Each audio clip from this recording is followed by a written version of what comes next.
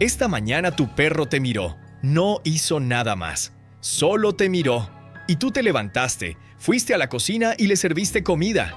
Podría parecer que fue tu decisión, pero hay una pregunta que vale la pena hacerse. ¿Cuándo empezó esa secuencia en realidad? Vivimos convencidos de que somos nosotros quienes marcamos las reglas. Sin embargo, hay conductas que ocurren todos los días, en millones de casas, que sugieren algo distinto. Al final de esto va a quedar claro. La mayoría de los dueños de perros operan con una idea central. El perro sigue, el humano lidera. Y en términos generales eso es cierto. Los humanos controlan el acceso a la comida, al espacio, a los paseos, a la atención. Tienen el poder estructural de la relación. Pero eso no significa que el perro no haga nada con esa información. Piensa en los ejemplos más comunes. El perro que se sienta frente a la nevera y espera. El que aparece exactamente cuando alguien abre una bolsa de snacks. El que rasca la puerta no en cualquier momento, sino justo cuando su dueño empieza a relajarse en el sofá. El que ocupa el lugar más cómodo del sillón antes de que alguien llegue. El que despierta a su dueño sin falta a las 6 de la mañana, aunque nadie le haya puesto un horario. Ninguno de esos comportamientos parece planeado, pero todos tienen algo en común. Funcionan. Y aquí aparece la primera pregunta que no tiene una respuesta inmediata. ¿Cómo aprende un perro que mirar la nevera produce comida? No lo aprende de un día para otro. Lo aprende porque en algún momento, en alguna ocasión, miró la nevera. Su dueño lo vio, sonrió, y poco después había comida en el plato. Una vez. Después, 2 veces. Después, suficientes veces como para que la conducta se volviera una estrategia.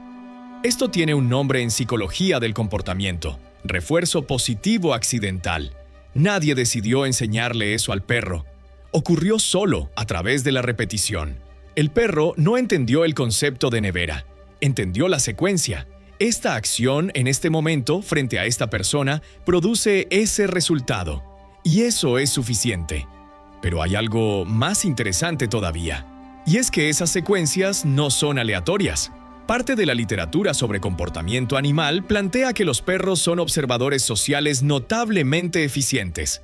No en el sentido de que planifiquen con semanas de anticipación, sino en el sentido de que detectan patrones en el comportamiento humano con una precisión que sorprende cuando se analiza. Un perro que sabe exactamente cuándo su dueño está a punto de levantarse del sofá. Antes de que se mueva, no está leyendo el futuro. Está leyendo señales, un cambio en la respiración, un movimiento sutil en los hombros, la posición de los pies en el suelo. Información que el dueño ni siquiera sabe que está emitiendo. El perro usa esa información para anticiparse, y cuando se anticipa bien, recibe algo. Atención, comida, una caricia, la puerta que se abre. ¿Eso es manipulación? La respuesta obvia sería que no, que es simplemente un animal respondiendo a estímulos. Pero hay una capa debajo de eso que cambia un poco la discusión. Porque no es solo que el perro responda a señales. Es que el perro, con el tiempo, empieza a producir señales propias. El gemido calculado es quizás el ejemplo más claro. No el gemido de dolor o de miedo, sino el gemido de solicitud. El que aparece cuando el perro quiere algo dura exactamente lo necesario para obtener atención y se detiene en cuanto el dueño reacciona. Algunas investigaciones sugieren que los perros modifican la frecuencia y el tono de sus vocalizaciones dependiendo del contexto y de la persona con la que interactúan. No usan el mismo sonido con todos. No usan el mismo sonido en todas las situaciones. Usan el que funciona. Lo mismo ocurre con la mirada. Los perros han desarrollado una capacidad muscular en torno a los ojos que la mayoría de otros cánidos no tienen. Pueden producir una expresión que los humanos interpretan casi universalmente como vulnerabilidad o necesidad. Y la usan, no de forma consciente, probablemente, pero la usan en los momentos donde produce efecto. Entonces, la pregunta ya no es si el perro hace cosas para obtener lo que quiere. Eso es evidente. La pregunta es, ¿qué significa eso exactamente? Y aquí es donde la conversación se complica de verdad. Durante la primera mitad de esto, la discusión estuvo organizada alrededor de una pregunta: ¿el perro manipula? Y la respuesta implícita parecía ir hacia el sí. El perro observa, aprende, produce conductas específicas para obtener resultados específicos. Eso suena a manipulación. Pero hay un problema con esa lectura. Manipulación, en el sentido estricto, implica intención. Implica que alguien entiende que el otro tiene un estado interno y que ese estado interno puede ser modificado mediante ciertas acciones para obtener un beneficio. Eso requiere algo que los especialistas llaman teoría de la mente, la capacidad de modelar mentalmente lo que otro ser está pensando o sintiendo. Y sobre eso, la evidencia en perros es, como mínimo, debatida. Lo que sí existe con claridad es algo distinto. Aprendizaje asociativo sostenido en el tiempo, ajustado a contextos específicos, ejecutado con una consistencia que puede resultar indistinguible de la intención. En términos prácticos, la diferencia puede parecer irrelevante. El resultado es el mismo. El perro obtiene lo que quiere y el dueño cambia su comportamiento. Pero la distinción importa para entender qué está pasando en realidad, porque si no es manipulación consciente, entonces hay otra pregunta que aparece.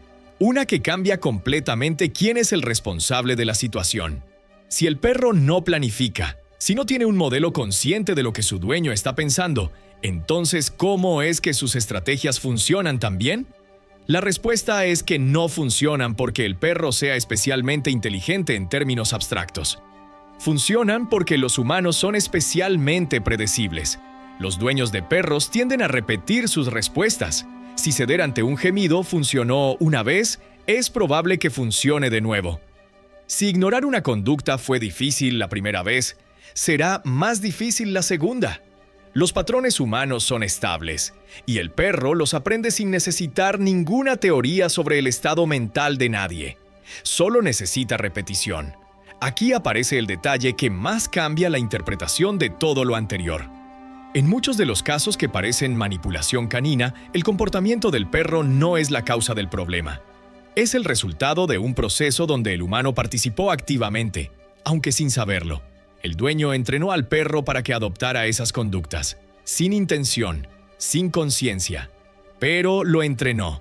El perro que despierta a las 6 de la mañana, rasca la puerta y obtiene atención, no decidió convertirse en despertador. Aprendió que funciona. Y aprendió eso porque alguien en algún momento respondió. Lo más interesante ocurre cuando el dueño intenta corregir ese comportamiento. Porque en ese momento el perro no entiende que hay un cambio de reglas. Para él, la secuencia que siempre funcionó de repente deja de funcionar. Y la respuesta más común en esa situación no es abandonar la conducta, es intensificarla. El gemido se vuelve más largo, el rasguño en la puerta se vuelve más insistente, la mirada se sostiene más tiempo. El perro no está siendo terco en el sentido humano, está aplicando la lógica que le funcionó antes. Si algo que solía funcionar dejó de funcionar, intenta más de lo mismo antes de descartarlo. Esto se llama extinción con resistencia, y es uno de los fenómenos más documentados en el estudio del comportamiento animal. Y precisamente ahí es donde muchas personas pierden el control de la situación sin darse cuenta, porque ceden en el peor momento posible, justo cuando el comportamiento se intensificó. Y al ceder ahí, no solo refuerzan la conducta original, refuerzan la versión más intensa de esa conducta. El perro aprende que persistir funciona mejor que pedir con moderación. Desde afuera, eso puede verse como manipulación sofisticada. Desde adentro del mecanismo es simplemente el resultado lógico de cómo funciona el aprendizaje bajo condiciones de refuerzo intermitente. Entonces, ¿qué está ocurriendo en realidad? Los perros no manipulan en el sentido de que diseñen estrategias con plena conciencia de lo que su dueño está pensando. No hay evidencia sólida de que eso ocurra. Lo que sí ocurre es algo más preciso. Los perros aprenden conductas específicas que producen resultados específicos con personas específicas. Las ajustan según el contexto y las sostienen en el tiempo porque el entorno humano las refuerza de forma consistente. El papel del dueño en ese proceso no es pasivo, es activo. Cada vez que se responde a un comportamiento, se está emitiendo una señal sobre qué funciona y qué no. Y el perro registra esa información con una eficiencia que la mayoría de los dueños subestima. Lo que parece manipulación es, en la mayoría de los casos, el resultado acumulado de miles de interacciones pequeñas donde el humano respondió de cierta manera, y el perro aprendió que esa respuesta era obtenible. No porque el perro sea malicioso, sino porque es un animal social altamente adaptado a vivir con humanos, que lleva miles de años perfeccionando exactamente esa capacidad. La relación funciona así no a pesar de eso, sino en parte gracias a eso. La misma sensibilidad que permite a un perro leer las emociones de su dueño, anticipar sus movimientos y ajustar su comportamiento es la que hace que la convivencia entre las dos especies funcione tan bien. El problema no es que el perro sea demasiado listo. El problema es que los humanos raramente examinan qué están enseñando sin darse cuenta. Si un perro aprende exactamente qué hacer para obtener lo que quiere y lo hace de forma consistente y ajustada al contexto, ¿importa realmente si comprende o no el concepto de manipulación? Y cuando un perro modifica el comportamiento de un humano de forma repetida, estable y predecible, mientras el humano cree que está tomando sus propias decisiones, ¿quién está entrenando a quién? Ya sabes cómo aprende un perro a conseguir lo que quiere. Lo que comes define lo que eres. Y eso aplica igual para ellos. En el video anterior del canal vemos exactamente qué comen los perros más musculosos del mundo para tener ese físico. Es más específico de lo que parece. Lo tienes arriba.